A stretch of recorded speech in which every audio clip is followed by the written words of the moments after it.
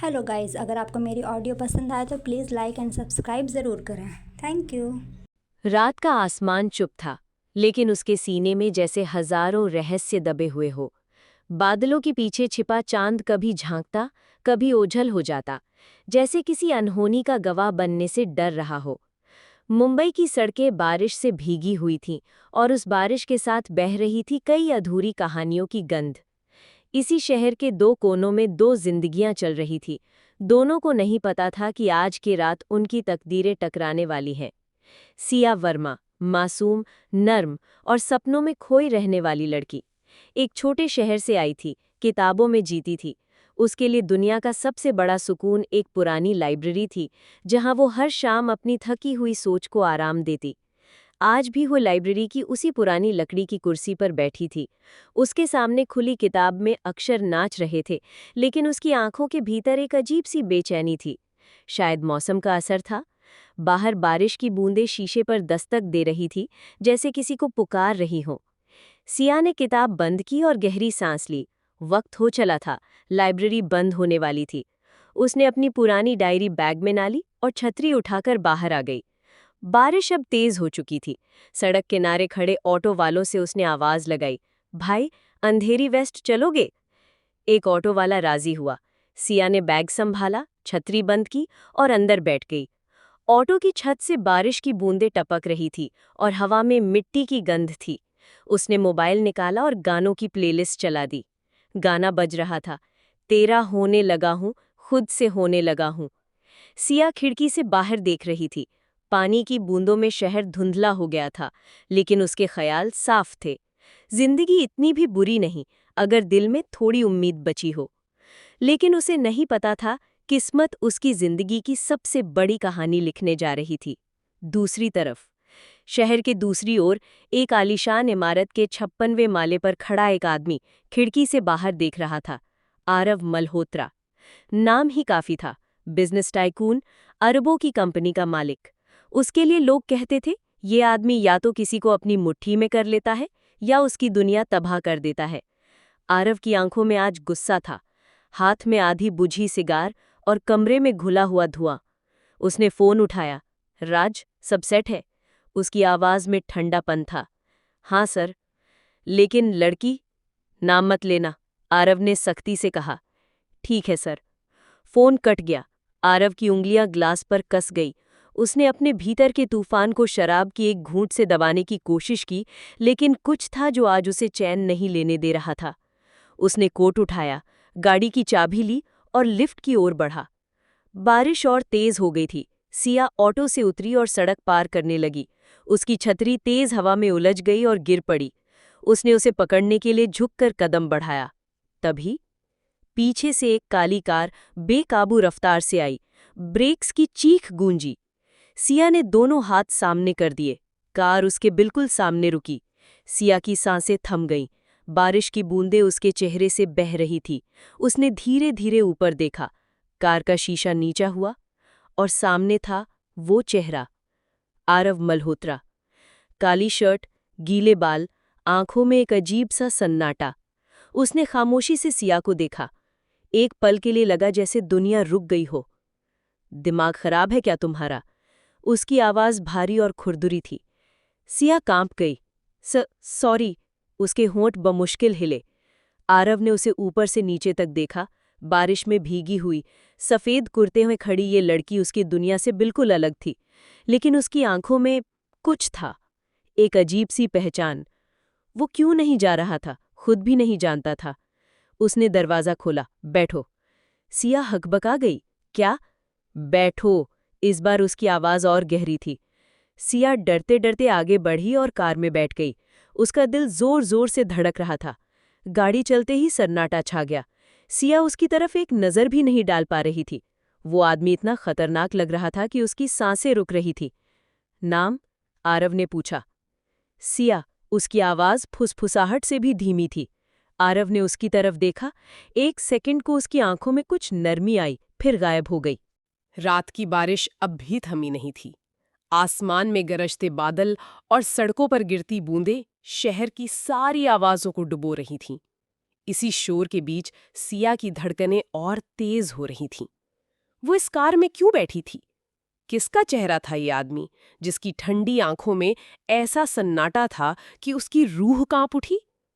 Car के भीतर महक रहा था एक तेज, महंगा परफ्यूम। डैशबोर्ड पर सुनहरा लोगो चमक रहा था। लेकिन इस महक और इस लग्जरी में सिया को कोई सुकून नहीं था। वो दरवाजे की ओर देख रही थी, जैसे किसी भी पल भाग सके। कहाँ रहती हो?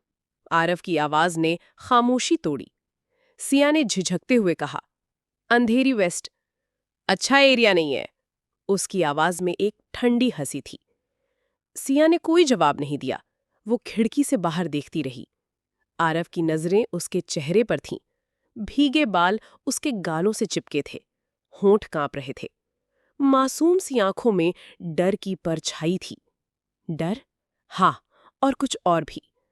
वो सोच रहा था, इस लड़की की आंखों में वो क्यों दिख रहा है जो सालों से किसी में नहीं देखा। कार रुक गई। सिया ने चौंक कर देखा। ये उसका घर नहीं था। ये तो एक गगनचुंबी इमारत का प्राइवेट गेट था। ये मेरा घर नहीं है, उसने घबराकर कहा। मुझे पता है। तो फिर? अब तुम यहां आओगी? क्या? नहीं, मैं। दरवाजा खोलो। उसकी आवाज इतनी भारी थी कि सिया के होठों पर जमे सारे शब्द जम गए। उसने धीरे धीरे दरवाजा खोला। बारिश अब भी हो रही थी। गेट से अंदर जाते ही एक चमकदार लॉबी में पहुंच गए। सिया के जूते भीग चुके थे। कपड़े उसके जिस्म से चिपके थे। लिफ्ट खुली। आरव ने उसे एक नजर देखा और आगे बढ़ गया। सिया उसके पीछे पीछे चली। लिफ्ट के शीशे में सिया ने खुद को देखा, भीगी हुई, डरी हुई, और उसके पास खड़ा ये आदमी जिसके चेहरे पर जैसे कोई नकाब था। आप मुझे यहां क्यों ला रहे हैं? उसने हिम्मत करके पूछा। आरव ने उसे देखा। उसकी नजरें इतनी गहरी थीं कि सिया ने नजरें झुका लीं। क्योंकि मैं चाहता हूं, उसने धीमे से कहा। लिफ्ट 56वें माले पर रुकी। दरवाजा खुलते ही सामने फैला था लग्जरी का समंदर। कांच की दीवारों से शहर दिख रहा था। बारिश की बूंदें शीशों पर दौड़ रही थीं। अंदर सब कुछ शांत, महंगा और ठंडा था। सिया ने कांपती आवाज में कहा, मैं घर जाना चाहती हूं। आरव ने कोट उतारते हुए कहा, बैठो। नहीं, मैंने कहा बैठो। उसकी आवाज अब और गहरी थी। सिया डरते डरते सोफे पर बैठ गई। उसके हाथ कांप रहे थे। आरव उसके सामने आया। उसकी आंखों में कुछ था, गुस्सा, सवाल और एक अजीब सी बेचैनी। तुम जानती हूं मैं कौन हूं? सिया ने सिर हिलाया। नहीं। अच्छा है। उसने विस्की ग्लास में डाली और एक घूंट लिया। फिर उसकी तरफ झुककर बोला, लेकिन अब से जान जाओ, आरव मल्होत्रा। ये नाम भूलना मत। सिया ने होंठ काटे। उसके दिल में सवालों का तूफान था। ये मुझे यहां क्यों लाया? मुझसे क्या चाहता है? वो उठी। मैं जा रही हूं। आरव ने उसका हाथ पकड़ लिया। उसकी पकड़ इतनी सख्त थी कि सिया की सांस अटक गई। तुम कहीं नहीं जा रही। क्यों? मैं आपकी कौन लगती हूं? सिया चिल्लाई। आरव उसके करीब आया, इतना करीब कि उसकी सांसें सिया के चेहरे से टकरा रही थीं। यही तो मुझे जानना है, उसने फुसफुसाया। सिया ने उसकी आंखों में देखा। वहां कुछ ऐसा था जिससे उसके सारे शब्द हो गए। वो पीछे हटना चाहती थी, लेकिन उसकी पकड़ और मजबूत हो गई। छोड़िए मुझे, उसकी आवाज टूट रही थी। आरव झुककर उसके कान के पास बोला, तुम्हें लगता है मैं तुम्हें यूं ही जाने दूंगा? उसकी आवाज में न गुस्सा था, न जुनून, सिर्फ एक गहरी सच्चाई थी। सिया ने आंखें बंद कर लीं। उसके जिस्म में सिहरन दौड़ गई। एक लंबा सन्नाटा, और फिर आरव ने उसके गाल पर हल्की सी उंगली फेरी। डरो मत, उसने धीमे से कहा। सिया की सांसें तेज हो गईं। वो खुद को रोक नहीं पा रही थी। उसके अंदर कुछ टूट रहा था और कुछ नया बन रहा था। आरव ने उसका चेहरा अपने हाथों में लिया। उसकी आंखों में अब न गुस्सा था, न ठंडापन, सिर्फ एक अजीब सा दर्द जो सिया को खींच रहा था। तुम कौन हो सिया? उसने धीमे से कहा। सिया के होंठ कांपे। एक आम लड़की। झूठ, आरव ने फुसफुसाते हुए कहा। तुम मेरी जिंदगी में ऐसे नहीं आ सकती, बिना वजह। और उसी पल उसने उसके होठों को अपने होठों से सी दिया। वो चुंबन न जल्दबाजी था, न जबरदस्ती। वो एक तूफान था जो दोनों को बहा ले गया। सिया ने पहले विरोध किया, फिर उसकी पकड़ में ढह गई। उसकी हथेलियां आरव की शर्ट पर थीं, लेकिन उसे धकेलने के बजाय कसकर पकड़ रही थीं। उस रात बारिश बाहर बरस रही थी और भीतर दो रूहें अपने सबसे बड़े राज से बेखबर एक दूसरे में खो रही थीं। आरव ने उसे अपनी बाहों में उठाया और बेडरूम की ओर बढ़ गया। कमरे में धुंधली रोशनी थी, पर्दों पर बारिश की बूंदों की छाया। उसने सिया को बिस्तर पर रखा, उसके गीले बालों में हाथ फेरा। मैं तुम्हें जाने नहीं दूंगा, उसकी आवाज कसम की तरह गूंजी। सिया ने कांपते होठों से कहा, आप ऐसा क्यों कर रहे हैं? आरव झुककर उसके कान के पास बोला, क्योंकि मुझे लगता है मैंने तुम्हें कहीं खो दिया था और अब फिर से पा लिया। सिया की आंखें भर आईं। ये कौन सा रिश्ता है? क्यों लगता है कि ये मेरी किस्मत में लिखा था? रात गहराती गई।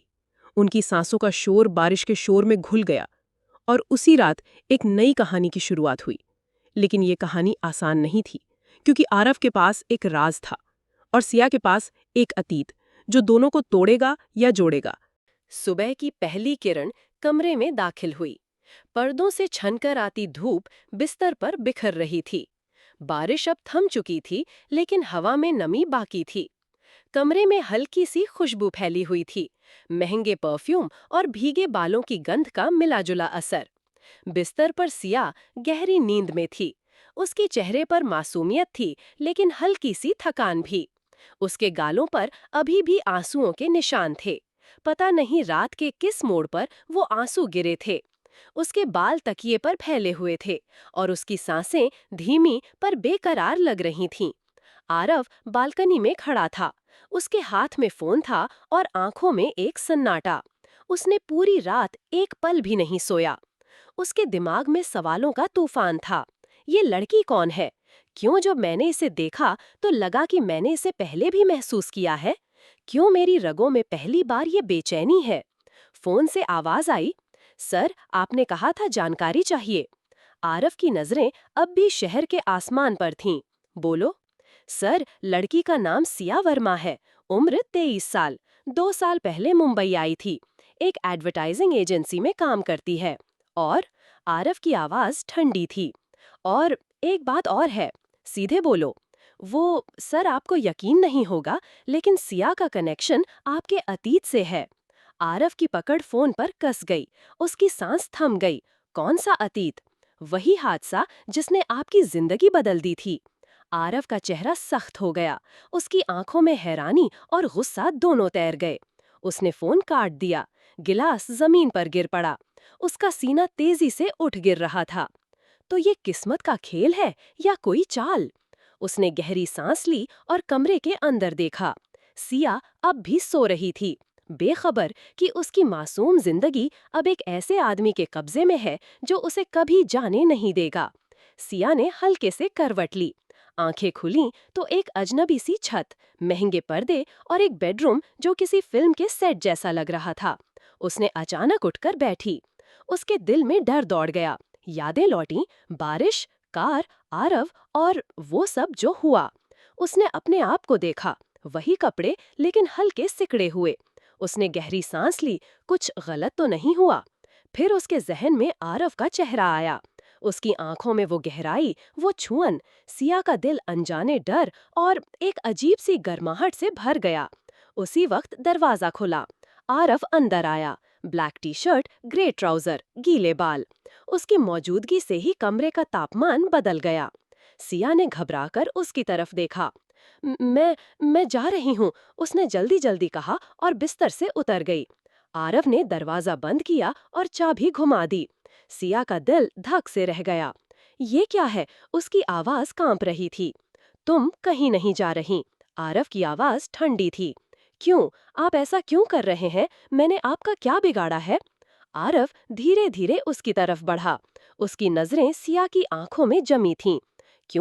क्योंकि अब मैं तुम्हें खो नहीं सकता। सिया ने हकबका कर कहा, खो नहीं सकते? हम तो कल मिले हैं। नहीं सिया, हम कल नहीं मिले, हम तो बहुत पहले मिल चुके थे। सिया का दिमाग सुन्न हो गया। क्या बकवास है ये? उसकी आंखों में डर और गुस्सा दोनों थे। आरव उसके इतना करीब आया कि उसकी सांसें सिया के चेहरे को छू रही थीं। तुम चाहो या ना चाहो, तुम्हारा नाम अब मेरी जिंदगी से कभी नहीं निकलेगा। सिया ने उसके सीने पर हाथ रखा। पीछे हटिए। आरव ने उसका हाथ पकड़ लिया और अपनी उंगलियों में कैद कर लिया। मुझे मत रोकने की कोशिश करो, तुम नहीं जानती मैं कितना इंतजार कर चुका हूँ इस पल का। आप पागल है, सिया चिल्लाई। आरव की आंखों में एक अजीब सा सन्नाटा था। उसने फुसफुसाया, शायद, लेकिन सिर्फ तुम्हारे लिए। अगले ही पल उसने सिया को अपनी बाहों में खींच लिया। सिया की सांसें रुक गईं, उसका दिल जोरों से धड़कने लगा। छोड़ो मुझे, वो चीखी। एक बार मेरी आंखों में देखो सिया। सिया ने झिझकते हुए उसकी आंखों में देखा। वहां सिर्फ एक चीज थी, बेचैनी। इतनी गहरी बेचैनी कि उसके अपने गुस्से की दीवारें ढह गईं। आरव ने उसका चेहरा थाम लिया। मैं तुम्हें जाने नहीं दूंगा। उसकी आवाज में ऐसा यकीन था कि सिया का डर टूट गया। और उसी पल उसने उसके होठों को चूम लिया। वो चुंबन इस बार अलग था। न जल्दबाजी न गुस्सा, बस एक सच्चाई जो दोनों के बीच बेताबी से तड़प रही थी। सिया ने पहले विरोध किया, फिर उसकी पकड़ में पिघल गई। उसकी आंखें बंद हो गईं। वो खुद को रोक नहीं पा रही थी। आरव ने उसे अपनी बाहों आए कस लिया। उसके जिस्म की गर्मी, उसके बालों की खुशबू। आरव पागल हो रहा था। उसने फुसफुसाया, अब तुम मेरी हो, सिर्फ मेरी। कमरा सन्नाटे से भर गया और बाहर हवा में फिर से बारिश की महक घुल गई। घंटों बाद सिया बिस्तर के किनारे बैठी थी। उसकी आंखों में आंसू थे। ये सब क्यों हुआ? उसने धीमे से कहा। आरव उसके पास आया और झुककर बोला, क्योंकि ये होना ही था, किस्मत लिख चुकी थी ये। सिया ने उसकी तरफ देखा। आप कौन हैं? क्या चाहते हैं मुझसे? आरव मुस्कुराया। सब, तुम्हारा आज, तुम्हारा कल, सब कुछ। सिया ने कांपते हुए कहा, ये ऑब्सेशन है। आरव ने उसके गाल पर हाथ रखा।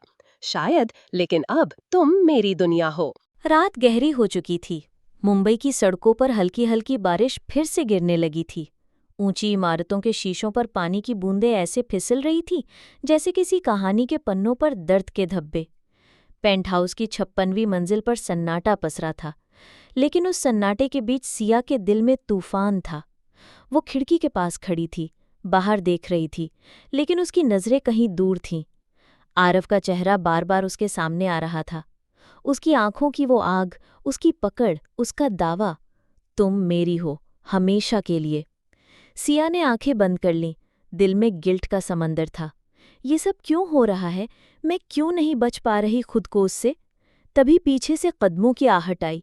उसकी सांसें थम गई। अब भी भागने का सोच रही हो?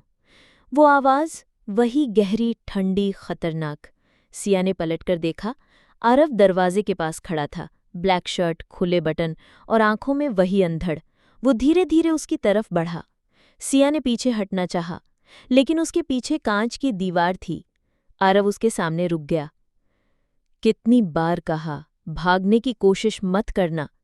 सिया ने कांपते हुए कहा, मैं आपसे डरती हूं।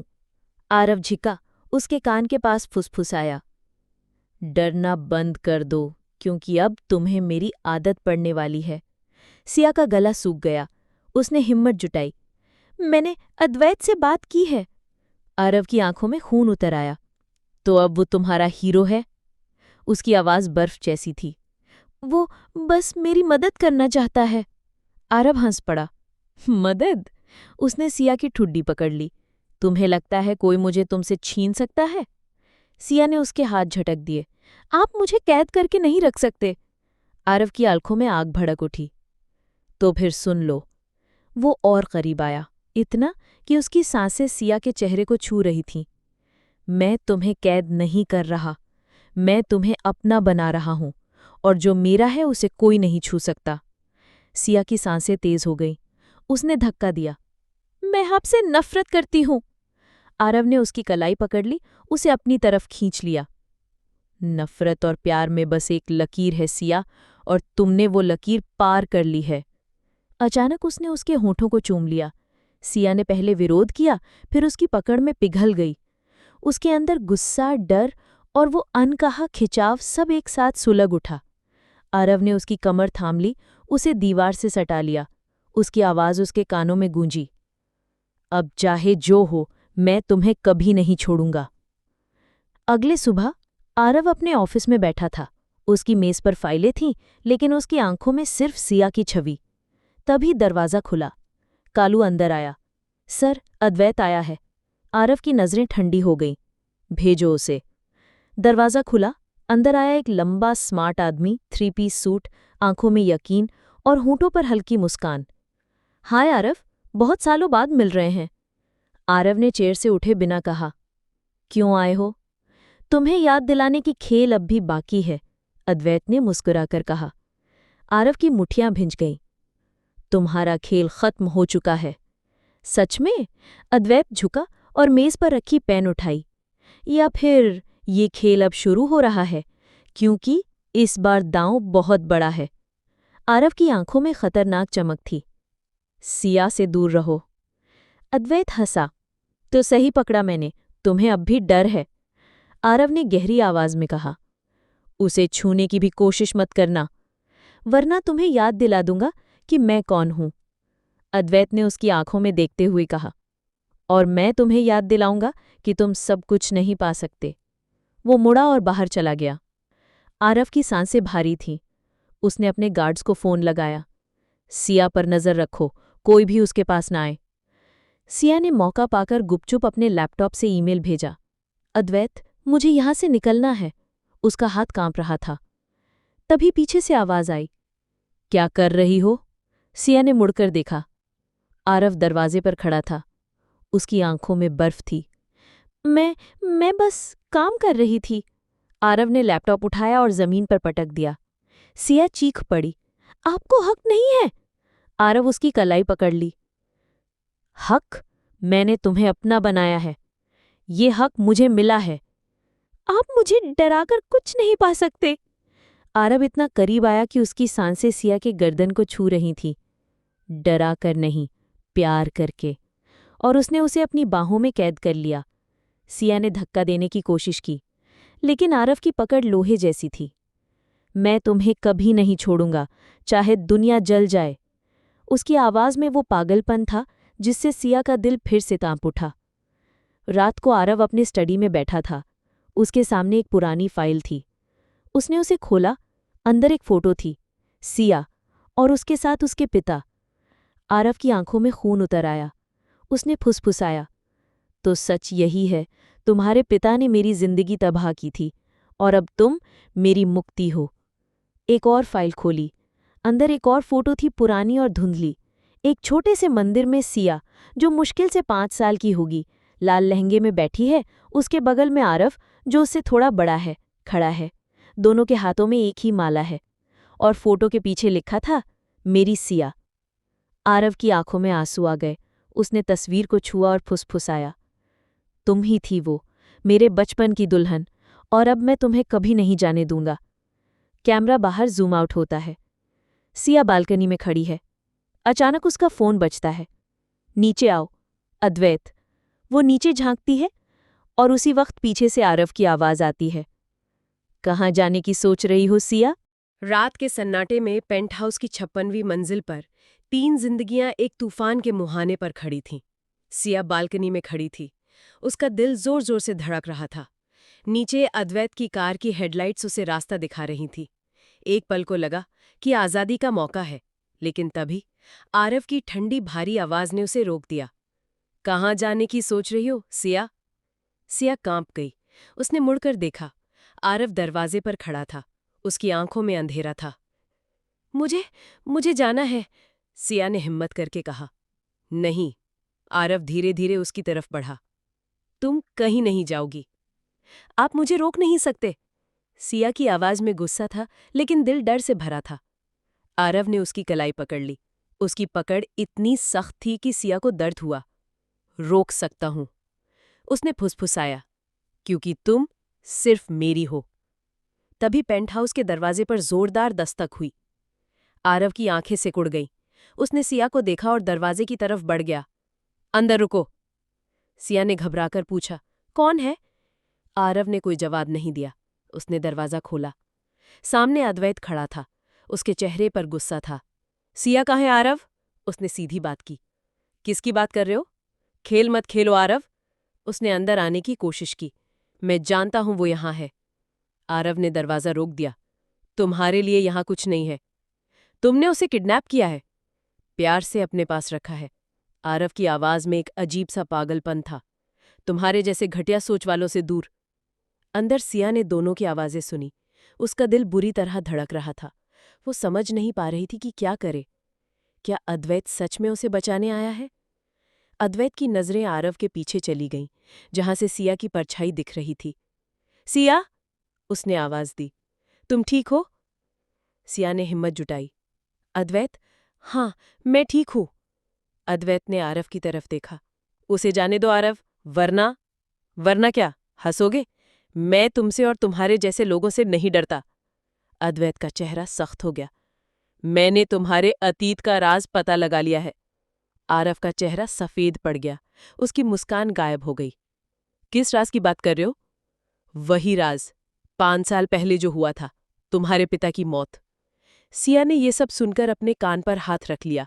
आरव के पिता की मौत? ये क्या बात कर रहे हैं? तुम्हारे पिता ने खुदकुशी नहीं की थी, उन्हें तुम्हारे दुश्मन ने मारा था। और तुम अब भी इसी धोखे में जी रहे हो। आरव का दिमाग सुन्न हो गया। उसके भीतर एक तूफान उठ रहा था। उसके हाथों की मुट्ठी भिंच गई। झूठ, उसने गुर्राते हुए कहा। अद्वैत ने एक फाइल आरव की तरफ फेंकी। पढ़ो इसे। तुम्हारी जिंदगी का सबसे बड़ा सच। और ये भी जान लो कि सिया का पिता वही आदमी है जिसने तुम्हारे पिता की जान बचाई थी। आरव के हाथ कांपने लगे। उसने फाइल उठाई। सिया ने धीरे से दरवाजा खोला और बाहर आई। ये क्या हो रहा है? उसने घबराकर पूछा। अद्वैत ने उसे अपनी तरफ खींच लिया। चलो सिया। आरव ने सिया की तरफ देखा। उसकी आंखों में पागलपन था। तुम कहीं नहीं जाओगी। क्यों? आप ऐसा क्यों कर रहे हैं? मैं आपकी कौन हूं? आरव ने उसकी तरफ देखा। उसकी आंखों में एक अजीब सा दर्द था। तुम मेरी पत्नी हो सिया। उसकी आवाज टूट रही थी। मेरी बचपन की दुल्हन। अद्वैत और सिया दोनों चौंक गए। सिया का दिमाग घूम गया। क्या क्या कह रहे हो तुम? उसने कांपते हुए कहा। आरव ने अपनी जेब से एक पुराना तावीज निकाला। तुमने ये मुझे पहनाया था। जब हम छोटे थे, तुम्हारी दादी ने हमारी शादी कराई थी। सिया ने उस तावीज को देखा। उसकी आंखें भर आईं। ये वही तावीज था जो उसने अपने भाई को दिया था। अद्वैत ने गुस्से से कहा, तुम झूठ बोल रहे हो। ये सच है और मैं अपनी पत्नी को कहीं नहीं जाने दूंगा। अगले ही पल आरव और अद्वैत के बीच एक जबरदस्त लड़ाई शुरू हो गई। सिया चीखती रही लेकिन कोई नहीं रुका। सिया बीच में आई। बंद करो, तुम दोनों बंद करो। दोनों ने उसे धक्का दिया। सिया का सिर दीवार से टकराया। वो बेहोश होकर गिर गई। आरव और अद्वैत दोनों रुक गए। सिया, आरव की आवाज टूट गई। अद्वैत ने उसे उठाया। तुमने ये क्या किया? आरव ने सिया को अपनी बाहों में उठाया। तो मुझे माफ कर दो। वो उसे लेकर गाड़ी की तरफ भागा। अद्वैत भी उसके पीछे भागा। आरव गाड़ी में सिया को लेकर भागा। पीछे अद्वैत भी था। शहर की बारिश में दोनों गाड़ियां एक दूसरे के पीछे भाग रही थीं। आरव ने सिया को देखा जो बेहोश थी। तुम्हें कुछ नहीं होगा, उसने कहा। तभी एक ट्रक आया और आरव की गाड़ी से टकरा गया। दोनों गाड़ियां पलट गई। आरव की आंखों के सामने अंधेरा छा गया। ट्रक की टक्कर इतनी जोरदार थी कि आरव की गाड़ी हवा में उछलकर कई बार पलटी। शीशे चटक गए, लोहे की चादरें मुड़ गईं और चारों तरफ धुआं भर गया। अद्वैत की कार भी करीब ही रुकी थी। वो तुरंत गाड़ी से उतरा और दौड़ा। ट्रक का ड्राइवर सदमे में था, लेकिन अद्वैत की नजरें सिर्फ आरव की गाड़ी पर थीं। उसने टूटे हुए दरवाजे को जोर से खींचा। अंदर आरव खून में लथपथ था और बेहोश हो चुका था। उसकी बाहों में सिया थी, जिसके सिर से भी खून बह रहा था। अद्वैत ने अपनी शर्ट फाड़ी और सिया के सिर पर बांध दी। उसने आरव को भी संभाला और दोनों को किसी तरह गाड़ी से बाहर निकाला। हेल्प, कोई है? वो चिल्लाया। कुछ देर बाद पुलिस और एम्बुलेंस पहुंची। दोनों को अस्पताल ले जाया गया। आरव और सिया को तुरंत इमरजेंसी में भर्ती किया गया। अद्वैत अस्पताल में बेचैनी से इंतजार कर रहा था। उसके दिमाग में आरव की बातें गूंज रही थीं। तुम मेरी पत्नी हो सिया। उसे यकीन नहीं हो रहा था कि ये सच हो सकता है। होश और सदमा। घंटों बाद सिया को होश आया। उसकी आंखें खुली तो सामने सफेद दीवारें और दवा की महक थी। उसे कुछ याद नहीं आ रहा था। मैं कहाँ हूँ? उसने धीरे से पूछा। एक नर्स उसके पास आई। आप अस्पताल में हैं, घबराइए नहीं। तभी अद्वैत अंदर आया। सिया! वो उसकी तरफ भागा। तुम ठीक हो? सिया ने उसे पहचान लिया। अद्वैत, क्या हुआ? अद्वैत ने उसे सब कुछ बताया। आरव से लड़ाई, गाड़ी का एक्सीडेंट और फिर अस्पताल। लेकिन उसने आरव की वो बात छिपा ली कि वे दोनों बचपन में शादीशुदा थे। तुम्हें आराम करना चाहिए, उसने कहा। तभी एक डॉक्टर अंदर आए। मिस्टर अद्वैत, मिस्टर आरव मल्होत्रा का क्या हाल है? क्या हुआ है उसे? अद्वैत ने पूछा। वो कोमा में चले गए हैं और उनकी याददाश्त भी जा सकती है। दिमाग में गहरी चोट लगी है। सिया ने ये सुनकर कांप गई। उसके दिल में एक अजीब सा दर्द उठा। अद्वैत का फैसला। कुछ दिन बाद सिया अस्पताल से डिस्चार्ज हो गई। वो अब अद्वैत के साथ रह रही थी। अद्वैत उसका ख्याल रख रहा था, लेकिन वो आरव को नहीं भूल पा रही थी। वो बार बार अस्पताल जाती और उसे देखती थी। अद्वैत को सिया का आरव के प्रति लगाव देखकर जलन होती थी। उसे डर था कि कहीं वो फिर से आरव के पास न चली जाए। उसने एक दिन सिया से कहा, तुम आरव को भूल जाओ, वो अब कभी ठीक नहीं होगा। सिया ने उसकी तरफ देखा। मुझे ऐसा नहीं लगता, मुझे लगता है कि वो ठीक हो जाएगा। अद्वैत ने सोचा कि सिया को आरव से दूर रखने का ये सबसे सही समय है। उसने सिया से कहा, चलो हमें शहर से दूर कहीं चले जाते हैं। सिया ने सोचा, क्या ये सही होगा? क्या मैं आरव को छोड़कर जा सकती हूँ? लेकिन आरव के कोमा में होने और अद्वैत के दबाव के कारण सिया मान गई। वे दोनों शहर छोड़ने की तैयारी करने लगे। आरव की वापसी। उसी रात आरव ने अपनी आंखें खोलीं। उसके दिमाग में एक अजीब सा खालीपन था। उसे कुछ भी याद नहीं था। उसे अपना नाम तक याद नहीं था। एक नर्स उसके पास आई। आपको होश आ गया है। आरव ने उसे देखा। मैं कौन हूं? नर्स ने उसे सब कुछ बताया, एक्सीडेंट, सिया और अद्वैत। आरव को कुछ भी याद नहीं आया। उसके दिमाग में सिर्फ एक चेहरा था जो उसने सपने में देखा था, एक लड़की जिसने उसे एक ताबीज दिया था। अद्वैत और सिया जाने की तैयारी कर रहे थे। सिया ने अपना सामान पैक किया, लेकिन उसे आरव की याद सता रही थी। उसे लग रहा था कि वो कुछ गलत कर रही है। तभी दरवाजे पर जोरदार दस्तक हुई। अद्वैत ने दरवाजा खोला। सामने आरव खड़ा था। उसके कपड़े फटे हुए थे, सिर पर पट्टी बंधी थी और उसकी आंखों में एक अजीब सा खालीपन था। तुम कौन हो? उसने पूछा। सिया ने उसे देखा और उसका दिल जोरों से धड़कने लगा। वो आरव को पहचान गई, लेकिन आरव उसे नहीं पहचान रहा था। आरव ने सिया को देखा। उसकी आंखों में एक अजीब सी चमक थी। मुझे लगता है कि मैंने तुम्हें कहीं देखा है, उसने कहा। सिया ने अपने आंसू पोंछे। तुम मुझे नहीं पहचानते। आरव ने उसके पास आकर उसके हाथ में रखा ताबीज देखा। ये तो मेरा ताबीज है। ये यहाँ कैसे आया? सिया ने कांपते होंठों से कुछ नहीं कहा। आरव ने ताबीज को अपने हाथ में लिया और उसकी तरफ देखा। तुम मेरी पत्नी हो? उसने फुसफुसाते हुए कहा। सिया ने उसकी तरफ देखा और उसकी आंखों में एक अजीब सा डर था। दरवाजे पर खड़ा आरव सिया को पहचान तो नहीं पाया था, लेकिन उसके हाथ में ताबीज देखकर उसे कुछ याद आ रहा था। उसके दिमाग में एक धुंधली सी तस्वीर थी, एक लड़की की, जिसे उसने बचपन में एक ताबीज दिया था। अद्वैत ने सिया का हाथ पकड़ लिया। चलो सिया, हमें यहाँ से निकलना है। आरव ने उनका रास्ता रोक दिया। ये लड़की कौन है? उसने अद्वैत से पूछा। अद्वैत ने कहा, ये मेरी मंगेतर है। आरव ने सिया की तरफ देखा। उसकी आंखों में एक सवाल था। सिया ने कुछ नहीं कहा, वो डर से कांप रही थी। आरव ने अद्वैत का कॉलर पकड़ लिया। तुम झूठ बोल रहे हो। अद्वैत ने उसे धक्का दिया।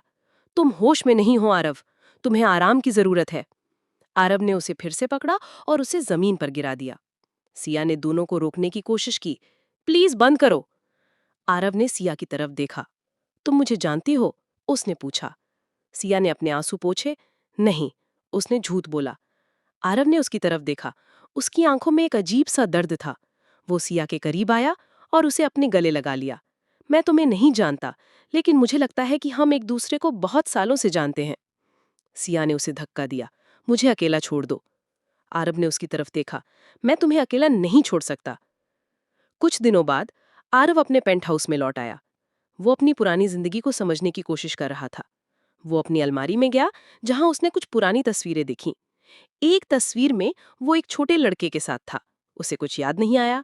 फिर उसने एक पुरानी डायरी देखी। डायरी में उसने अपनी बचपन की शादी के बारे में लिखा था। उसने सिया से बचपन में शादी की थी, लेकिन वो दोनों एक दूसरे से दूर हो गए थे। उसने ये भी लिखा था कि वो सिया को कभी नहीं भूलेगा। आरव ने डायरी बंद कर दी। उसके दिमाग में एक अजीब सी बेचैनी थी। वो सिया को ढूंढना चाहता था। सिया अद्वैत के साथ रह रही थी, लेकिन वो खुश नहीं थी। वो हर पल आरव को याद कर रही थी। उसे लग रहा था कि वो कुछ गलत कर रही है। एक दिन अद्वैत ने सिया से कहा, तुम अब भी आरव को याद कर रही हो? सिया ने कुछ नहीं कहा। अद्वैत ने उसका हाथ पकड़ लिया। मैं तुमसे प्यार करता हूँ सिया। सिया ने अपना हाथ खींच लिया। मुझे माफ कर दो अद्वैत, मैं तुमसे प्यार नहीं कर सकती। अद्वैत ने उसे देखा। तो क्या तुम आरव से प्यार करती हो? सिया ने कुछ नहीं कहा। अद्वैत ने उसे अपने गले लगा लिया। मैं तुम्हें खोना नहीं चाहता। आरव ने सिया को ढूंढने के लिए एक जासूस लगाया। जासूस ने उसे बताया कि सिया अद्वैत के साथ रह रही है। आरव गुस्से में अद्वैत के घर पहुंचा। उसने दरवाजे पर जोर से दस्तक दी। अद्वैत ने दरवाजा खोला। सिया कहाँ है? आरव ने पूछा। अद्वैत ने उसे अंदर आने से मना कर दिया। तुम यहां से चले जाओ। आरव ने दरवाजा तोड़ दिया और अंदर चला गया। सिया सोफे पर बैठी थी। आरव ने उसकी तरफ देखा। तुम मेरे साथ चलो। सिया ने कुछ नहीं कहा। अद्वैत ने उसे रोका। तुम उसे जबरदस्ती नहीं ले जा सकते। आरव ने अद्वैत को धक्का दिया। तुम कौन होते हो मुझे रोकने वाले?